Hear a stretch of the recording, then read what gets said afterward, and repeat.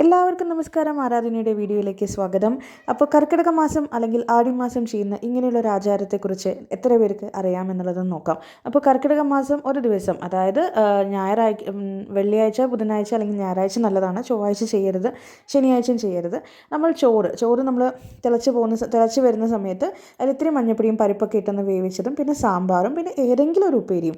Okay, അപ്പോൾ non vegetarian ഒന്നും അല്ല കേട്ടോ. അതുപോലെ ഉള്ളി വെളുത്തുള്ളിയൊന്നും അല്ലാത്ത നമ്മൾ എന്തെങ്കിലും ഒരു സാധനങ്ങൾ, ഒരു ഉപ്പേരിയും വെച്ച് പപ്പടമൊക്കെ കാച്ചി നമ്മൾ ഭഗവാന്റെ മുന്നിൽ വെച്ച് നമ്മളത് സന്തോഷത്തോടു കൂടി കഴിച്ചു കഴിഞ്ഞാൽ, ഭഗവാന്റെ മുന്നിൽ വിളക്ക് തെളിയിച്ച് ഇതൊന്ന് വെച്ച് നമസ്കരിച്ചതിന് ശേഷം നമ്മളത് കഴിക്കുകയാണെങ്കിൽ നമ്മൾ നല്ലതാണെന്ന് പറയും. അതിൻ്റെ പിന്നിലുള്ളൊരു കാര്യം എന്താണെന്നറിയോ?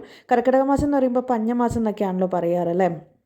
അപ്പോൾ അതൊന്നും ഇല്ലാതെ നമ്മൾ ഇപ്രാവശ്യം നിറഞ്ഞിരിക്കുന്നുണ്ട്. അപ്പോൾ അടുത്ത വർഷം ഇതേപോലെ തന്നെ ആവണം എന്ന് ഭഗവാനോട് പ്രാർത്ഥിക്കുന്നതും നന്ദി പറയുന്നതും കൂടിയാണ്. അപ്പോൾ നിങ്ങളും ഇതൊന്ന് ചെയ്ത് നോക്കൂ. ഉറപ്പായിട്ടും നല്ലൊരു ഐശ്വര്യം വീട്ടിലേക്ക് കാണാൻ പറ്റും കേട്ടോ.